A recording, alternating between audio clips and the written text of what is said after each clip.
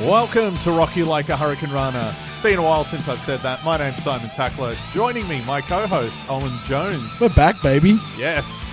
And we're not alone. No. There is a third. Yes. The third, that's kind of obvious. He is also our co-host of the Wide World of Wrestling, Nims Azor. But whose side is he on? But whose side is he on? The third man. Yes, we are back after a year-ish off. Yeah, almost. It's been nearly a year. Almost a year off. Because we wanted to conquer the world of proper wrestling journalism. Yeah. Didn't happen. And logistically, it was very hard to do too. So we figured out a way to do it. You know what, though? It's kind of serendipitous that we're sort of back on Rocky Like a Hurricane Runner, because I think my first ever appearance on RYLAH was the All-In Roundtable. No. It was the SummerSlam episode. Was it?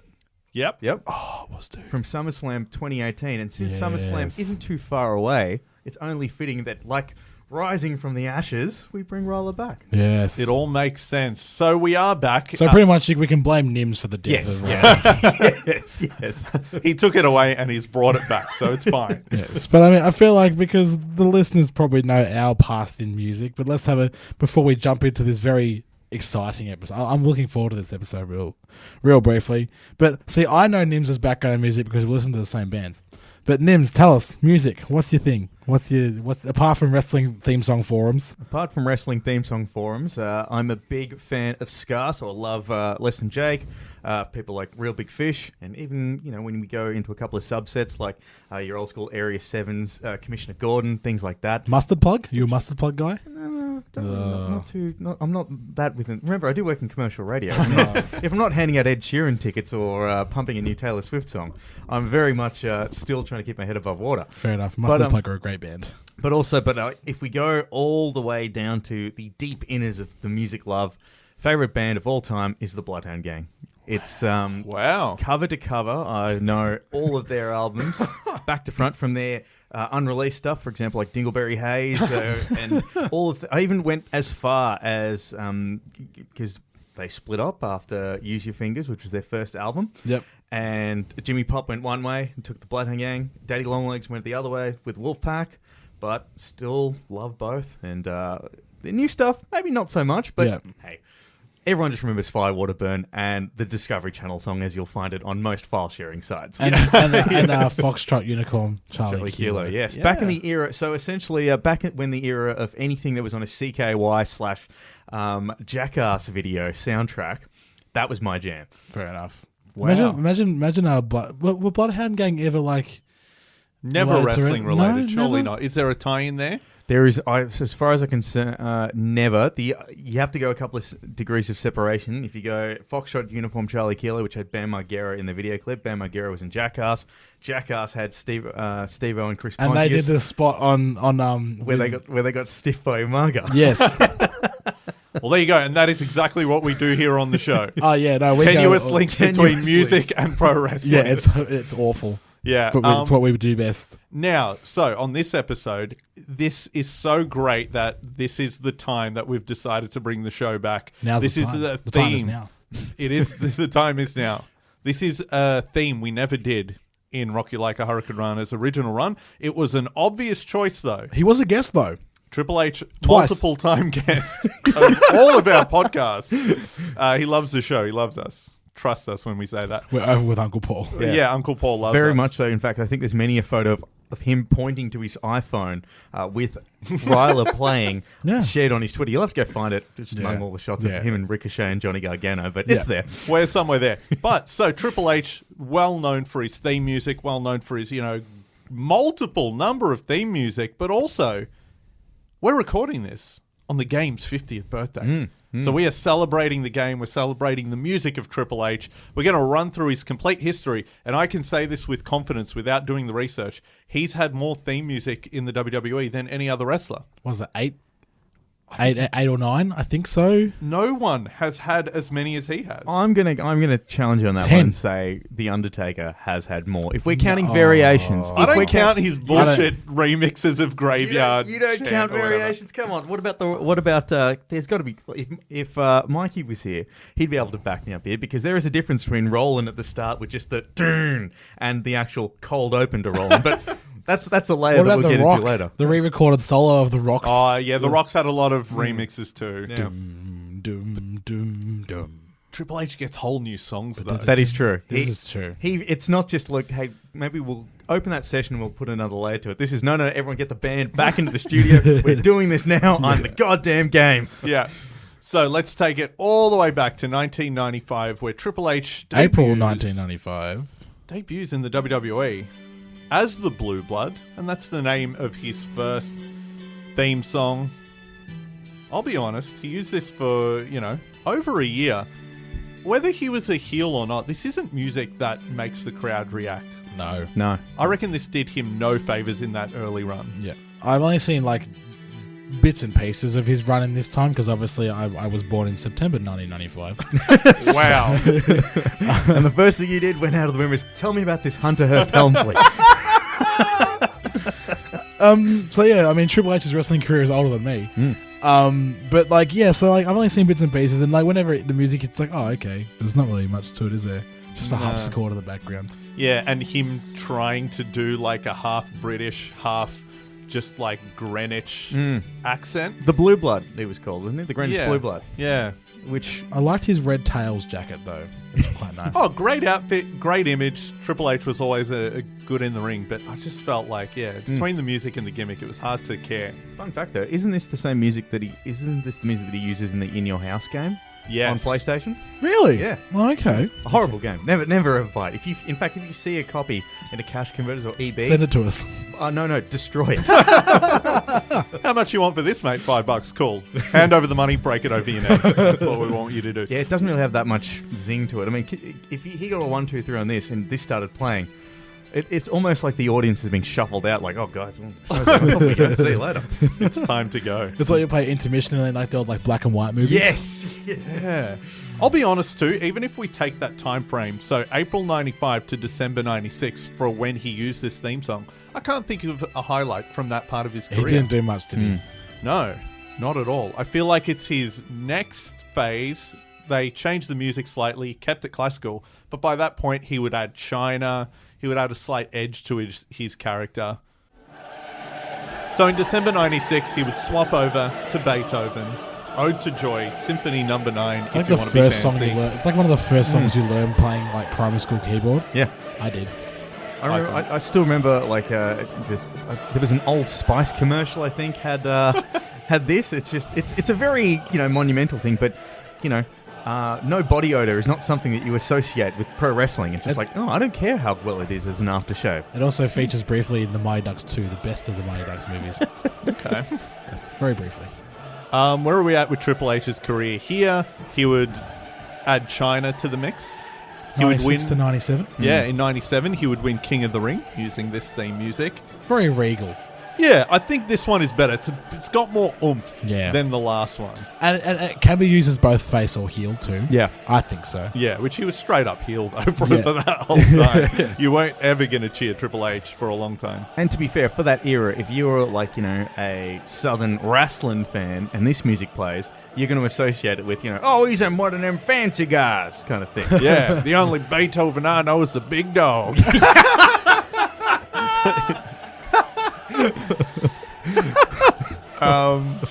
So yeah, it's not bad. And I feel like this is where Triple H started dropping the accent. So Owen, for you, the way we could compare it is Kofi Kingston just suddenly not being Jamaican. Yeah. So for Triple And H then to being make fun from of Ghana, Kofi, Africa? yeah, exactly. Okay, Just like Triple H didn't move where he was from, but he suddenly went from oh hello, I'm Hunter Hearst Helmsley to hey man, you can suck it. He just dropped the accent. So It's interesting. he went through that phase. But I think this is when I'm just trying to think. Was this pre or post WCW? Oh, this is all post. This is all post, WWE. Really? He was still the days of Terror Rising are long gone. See, that's not even on here. No, because he used a similar character though. He became Jean-Paul Levesque in WCW. Oh, yes, which was basically Hunter Hearst Helmsley. WWE just sort of changed the name, but the gimmick was exactly the same. Which means, when you think about it, Vince saw Jean-Paul Levesque and went, I've got to have it. That's the gimmick. That's going to make this man a millionaire. But I guess we move on to, surely this is one of the most drastic gimmick changes in wrestling. Surely. Absolutely. Yeah, you know what? Absolutely. Not only that he dropped the accent, but he's so different.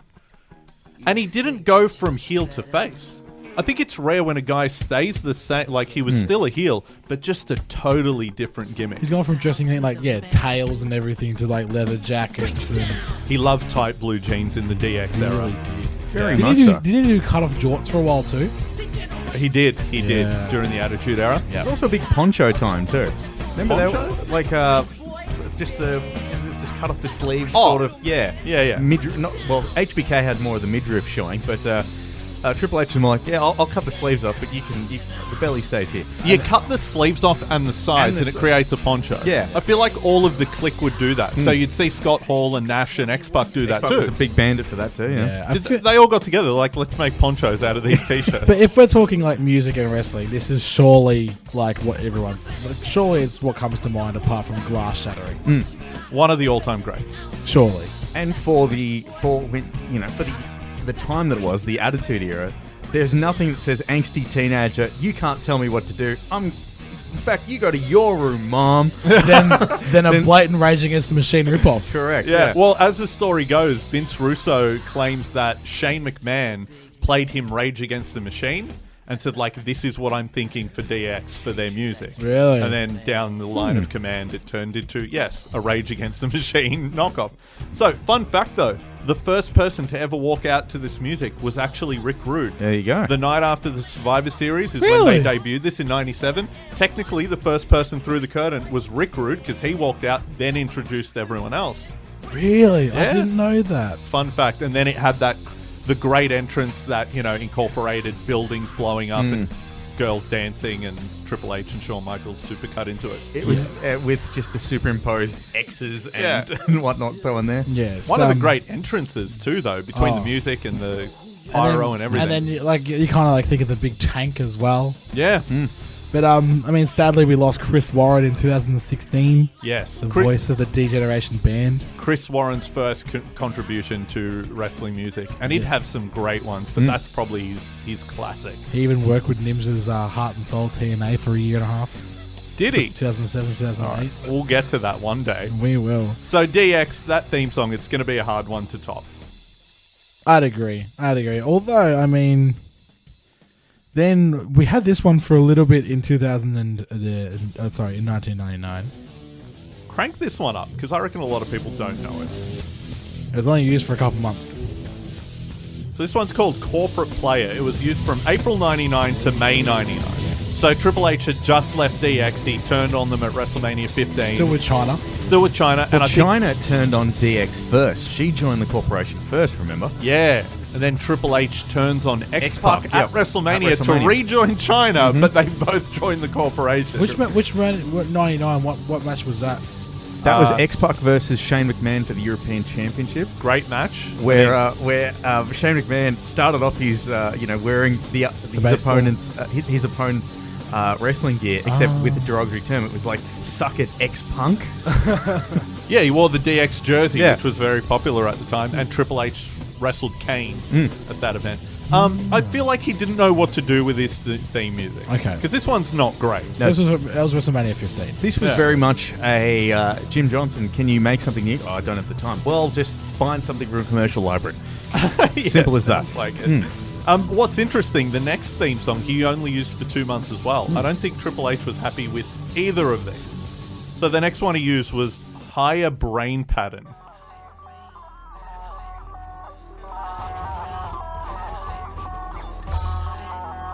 So he used this from May to June. Again, only a couple of months. But fans with a keen ear for Attitude Era music would know this was the instrumental, which would then become My Time. Yeah. But without lyrics, I don't know, what do we think without lyrics? It's kind of bland. Now, it is kind of bland, but also, didn't Stephanie McMahon use this as her singles theme? When Triple H went to Motorhead, Stephanie McMahon used this theme, just the instrumental, for her solo one. That's a fun fact. Yeah. I didn't know that. Aside from that, that's basically it. That's the only thing about this, because, yes, it laid the groundwork for My Time, of course.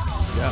There you go. The things we learn on this show. The things we learn when we have someone who used to troll the the message boards. Jumping on ThemeTitan.co.uk. going on LimeWire and Kazaa to download all of these.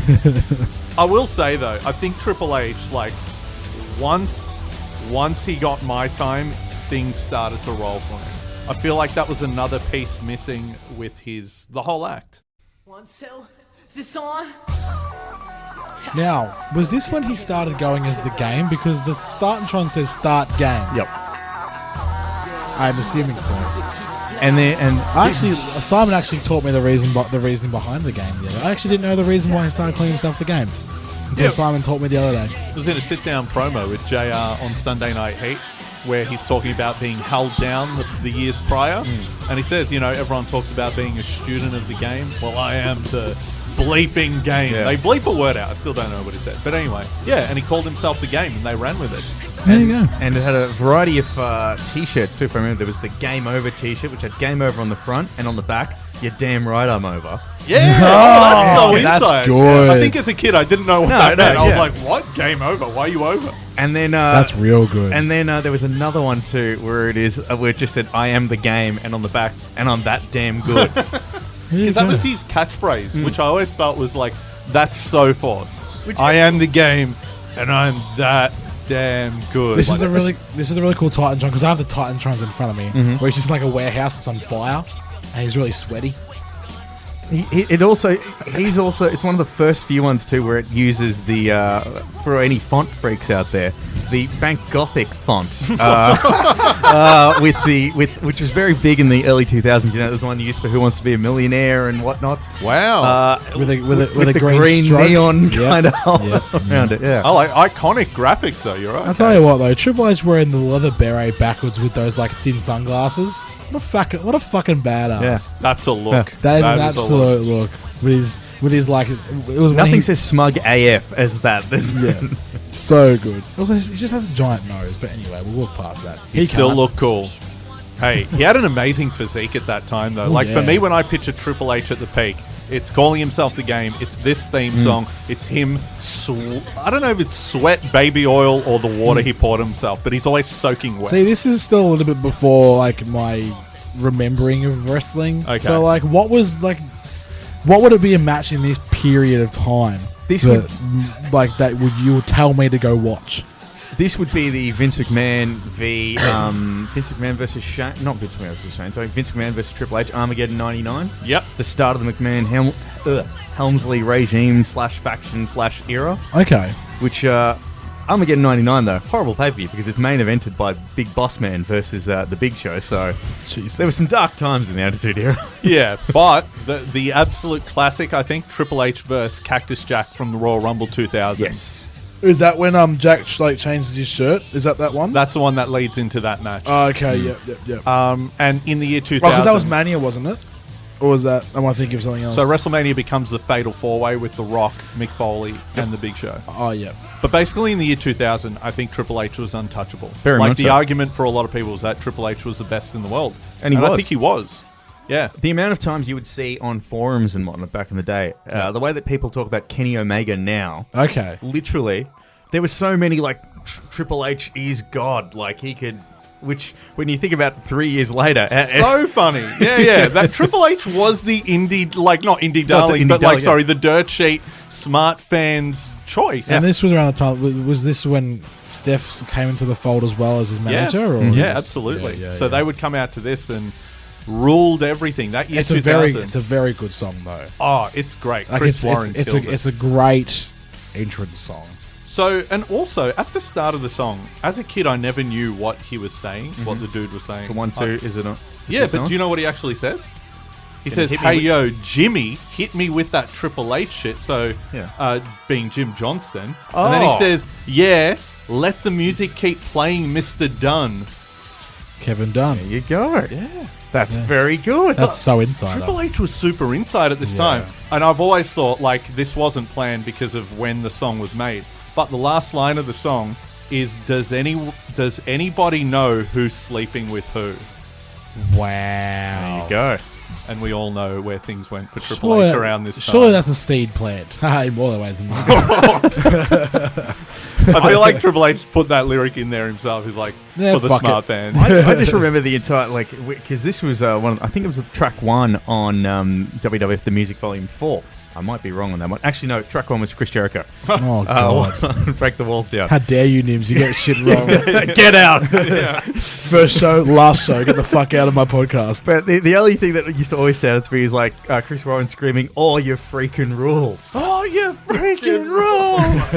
It's just like, it's like, if you wonder why Triple H's entrance takes so long, this is the reason. I mean, get all those lyrics out, man. There is really there really is look, the partnership, a music and wrestling partnership, of great wrestling, great entrance songs, like Chris Warren and Triple H. The only one I can think of is Chris Jericho and Chris Jericho. Yeah, right, yes.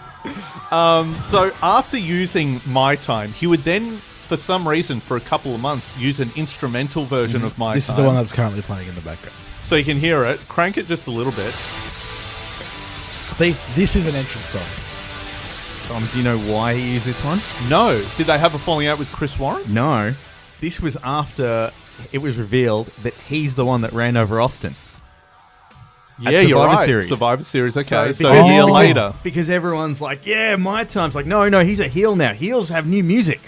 So let's take 'Cause away the people lyrics. sort of liked him at that point. Yeah. They were starting to cheer him. And all of a sudden, the only reason I remember that is because when I downloaded that theme for the first time on Theme Titan back in 2000, it was because what used to happen, you'd have, and Mikey, you'll definitely love this one, you'd have CD quality TV theme and then arena ones. But the only one you could get was the one on TV. And it had JR over the top of it going, "The son of a bitch!" Because he ran over Austin, damn it! Oh, that's great. So, now if we're heading towards the end of December 2000, January 2001, we see the debut of possibly the greatest entrance song of all time.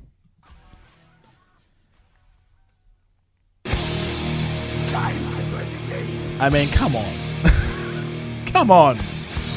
Time to play the game. Wait for it. I love that drum fill. It's so good. You hear that opening, you hear that iconic And this? voice of Lemmy. Yes. So many great bits where you're like, Triple H must have really thought, should I walk in now? Do I walk in now? Like, which bit? There's so many great And how do you get an bits to entrance hit. song super over when it's just kind of debuting? Get Motorhead to play you at WrestleMania. Yeah, he debuted it in January, and by April they played it live at WrestleMania. Yep. Yeah, and that was this was Mustacheless Lemmy, wasn't it? It was fucking weird. Was That weird time he showed up at Mania with no mo. Yeah, it was weird. Was it the second time they played him? That was maybe the second. We'll have to check the tapes. Well, because I remember the first time that Lemmy played him out, it was almost like he didn't know the words. It was just game, play the game. Look, if the rumor is true, I heard Jim Johnston claim on a podcast, I think it was Sean Mooney's podcast, that Triple H rewrote the lyrics, and Jim Johnston was very offended that Triple H went in there and changed the lyrics. Now, I don't know if the lyrics could have possibly been worse, but I don't know if Triple H made them worse. But they're not the best lyrics. But it's such a good fucking song. It's an amazing song, but who cares what he's saying? Yeah. Because when you pay attention to it, it's stupid. And I feel like this Heavy debt, you can't pay me. Like, this is where I'm gonna start getting a little bit sentimental. I got when we were at WrestleMania last year. This was like the epitome of just entrance, but entrance music itself. It was the first time I'd ever seen Triple H wrestle before, because obviously you guys have in person. It was the first time I've ever seen him wrestle in person before. I had just goosebumps up my entire body. Just when this song started, I'm like, oh, this is the coolest thing ever. yeah. And even when last year at Super Showdown, it was the same thing. There's a reason for why when he comes out, it sounds like the crowd is cheering him. Because you just get caught up in that entrance between the music and the spitting water and the lights. You're like, yeah, it's so awesome. Because it is. It's so fucking cool. Yeah. Such a good song. Motorhead's first contribution to Very, Triple very H's cool. career. Too. And the other one, we're going into awkward trivia bit. So this part that's coming up where he obviously spits the water, this bit. Oh, put it up. Now, obviously, it's taken a while there, but in the SmackDown series of video games, to keep the entrances short, it actually cuts straight to the guitar riff after he walked down the ramp. So you'd have to have an edit for the video game, because you can't have like a 5-minute walk down the ring. So that part used to always annoy the shit out of me whenever I made a creative wrestler. Because like, no, you play the full damn song, damn it. It's not authentic. Only recently do they fit the full intro in. It's great. Simon said this once before, though. The fact that he can time, no matter how long it takes him to walk down that fucking ramp, how long or short the ramp is, he spits the water at the exact same time every time he does it. He can walk. He can ride a motorbike, a 3-wheel motorbike, Yep. a 4-wheel motorbike. Yep. The timing will always be perfect for the water spit. All right. You know what I miss, though? I will say, with that theme song, what I picture is him also getting on the second rope and doing the taunt and all the flash bulbs going off, because he would time that to the music as well. Sorry, Iconic. This coming up now is one of Simon's most hated entrance songs in the history of wrestling. I know it for a fact. I hate this one. WrestleMania X8. The game! It's so shit. Drowning Pool doing the cover. Yeah, Not a fan. not good. It's Not good. I love this That bit intro pissed me off. because it's like he's realised I've got to get through this song quickly. I've only got 2 hours in my meter, and just gets right through it. The game, the game. Right, see you guys. That is what it sounds like. It's just like, come on, mate. It's like no, we've still got time. It tries to sound like Phil Anselmo there, Simon. Like lots and lots. And that right there. What you heard right there is mid 2000s pop punk. That's what it is. That set the basis for your Panic at the Discos and everything right there, Oh, babe. wow. It It's is not such good. a mid-2000s chorus. It's not good, is it? Do you reckon that Drowning Pool, because the WWE got a great amount of mileage out of bodies, Yeah. that they said, hey, we like this. Do you want to hang around for a bit? And they're like, oh, well. But this was pre-bodies, was this was 2000? No, post Oh, was bodies. it? Was Yeah, it? yeah, Oh, yeah. okay, my bad. So I reckon the Drowning Pool just hung around and sort of like, we didn't bring anything else. They hung around in that famed warehouse in Stanford, just in like a lockbox, going, "Fuck, what are we gonna do? Oh wait, oh good, it's that time to shine now." And they shit the bed. Just keep saying game over and over. Yeah. No, awful. Next up, we have one that is his. Well, there's one in between, but I'll play that as a bonus because it's not in this video here, which upsets me greatly. But this one is one that was used as, I guess, corporate, or like, what was it called? The Authority. The Authority. See, this one's interesting because he debuted it at WrestleMania 22 when he wrestled John Cena. Yeah, I love it. Like that, get on your knees, dog. It's so cool. It's brilliant. And this was the first time he'd done like the full King entrance, the Yeah. Conan the Barbarian entrance. Yeah. And I remember thinking, oh man, this is awesome. Look at his new outfit, new nickname, new music. But then it would switch back to the game.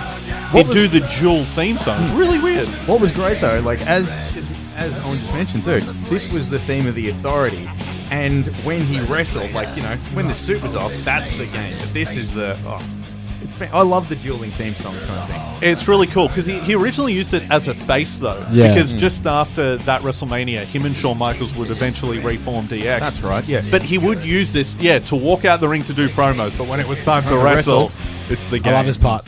Left him broken and dead.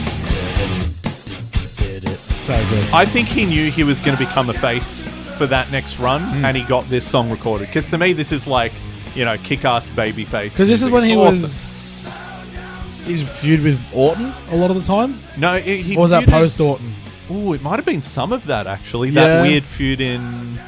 Because remember, 2007 or 8? Yeah, because yeah. there was the DX/Legacy sort of rivalry Yeah. with Randy Orton faction of Cody Rhodes and Ted DiBiase Jr. Yes. Yeah. An interesting theme that he's brought back on and off. It's really good. Yeah. I agree. Also, calling himself the King of Kings, it's sacrilegious. Just a little bit. What did his mate Sean think of that? I always thought that was weird. It Anyway. is quite interesting. Look, because we're going to do a top 5, Okay. but I'm going to rip in a bit of a bonus because it wasn't in our in the original. Ooh, this one's a technicality.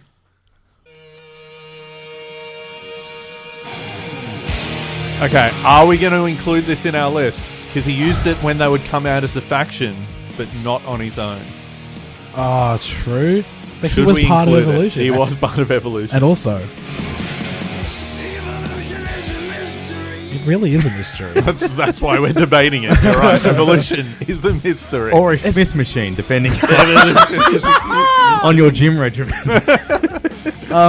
Look, I'm really biased. This is my favorite. This is my favorite triple. My favorite Motorhead. This is my favorite Motorhead song that they've done. It's fucking brilliant. It's one of my It's favorites super too. sludgy. so It's good. fucking good. And near the end, Phil Campbell What if we plays ju- this great solo. What Goes if we on just forever. agree that it sits at number 5?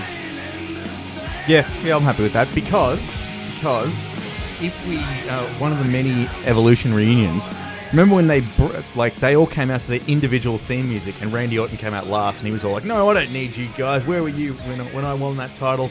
And then they all left together, except sans Randy, to the Evolution music. Oh, that's interesting. Okay. Because Triple H might not have entered to it, but he's definitely left to it. Oh, that's true. But he wasn't on his own. I win! But still, you're okay. Okay.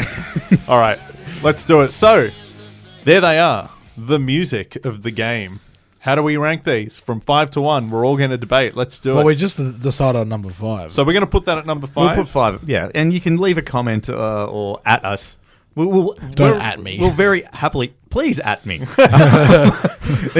We'll debate. And we'll have a debate about this. But yeah, I reckon when you think of Motorhead's Evolution theme, you ultimately think of Triple H. Yeah, That's true. Yeah. Yeah. I mean- now, does that mean we're going to put all 3 of the Motorhead songs in the top 5? Because I think they have to be. I think they have to be. They're synonymous with it. It's like you can't put...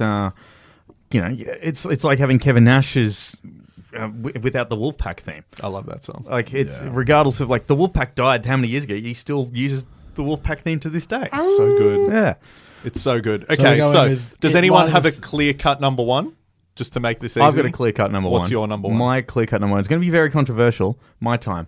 Ha! I said to Owen earlier, I go, bet your Nims picks My My Time Time. as Yeah. number 1. Yeah. did. Yeah. You are that age group where Yeah. My Time is your Well, favourite. and I'm assuming yours will be... You know what? After listening back to him a while ago, a few months ago, I actually forgot how much I liked My Time. And as a huge Motorhead fan, Yeah. it kind of pains me to say that I Okay. would almost put My Time above the game. All right, well, like... Because you think of I feel like we can agree on that, like, obviously Line in the Sand 5, but obviously there's 3 other picks that are obviously going to be My Time, fucking... King of Kings? King of Kings, and The Game. Do we put the DX song in there? See, I wouldn't. No, I Oh, wouldn't. really? I wouldn't. I No. would. I love it. Because I'm and only because, and not to be like that fucking hipster mark motherfucker. Corporate Player is a sick song. You like Corporate Player? I liked it. It's a bit like, I plain. quite like it. But then otherwise, like, unless we go like fucking Ode to Joy, I'd put the DX song in there. you reckon?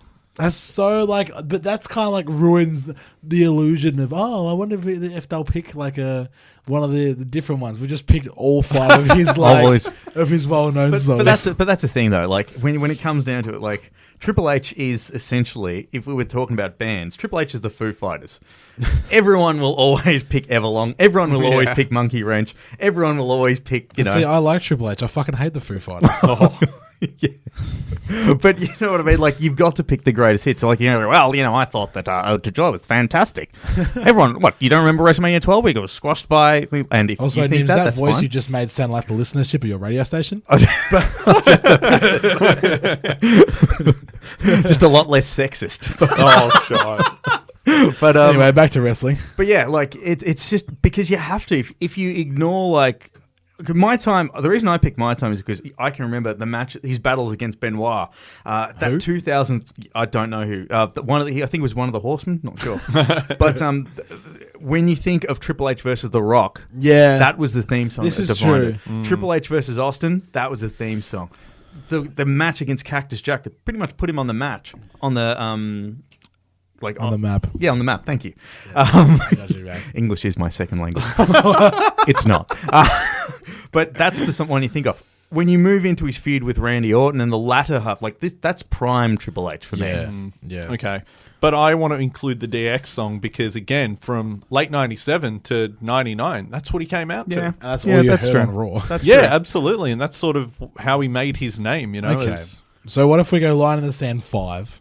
DX number 4 then? DX4? Yeah, let's do that. Yep. And then, hey, look, to be honest, like, I would actually go with My Time number 1. Which It's pretty is like, awesome, yeah, isn't it's it? a It really is fucking awesome. good. It's pretty damn good. I Plus- forgot how fucking cool it was. I'm like, oh, he really is really good. The isn't weird it? siren, yeah. yo, is this on? And when he It's did that pretty too, cool. like when he did that too, like we all forget too, that was the one where, yeah.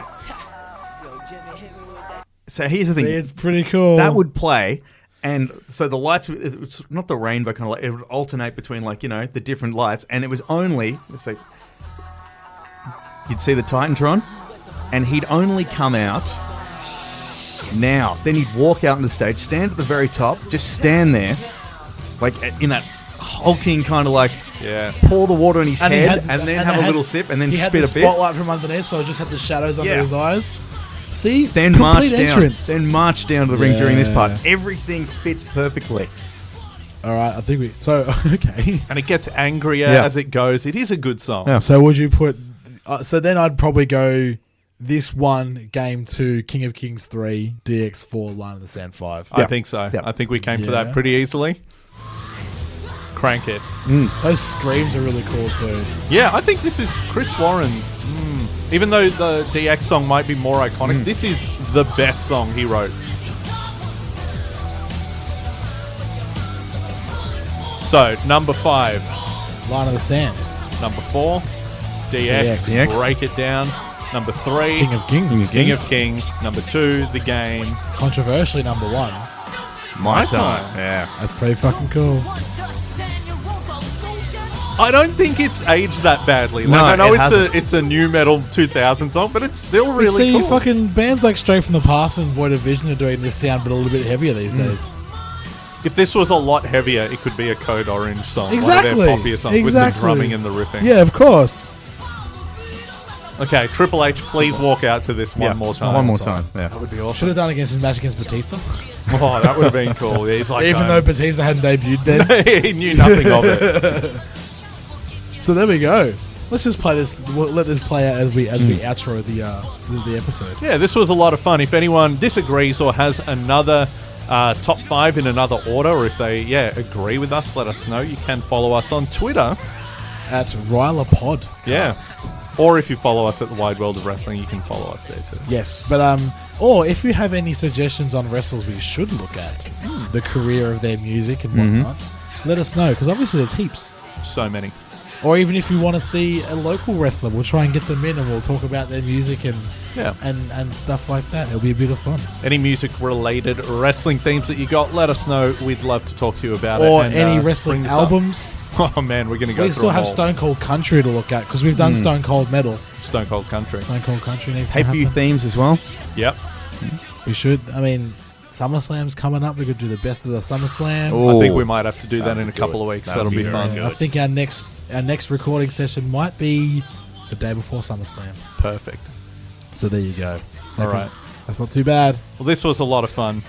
We're Music back. of the game. We're back, baby. Happy birthday, Triple H. We brought the show back just Just for for you. you, Triple H. This is your gift.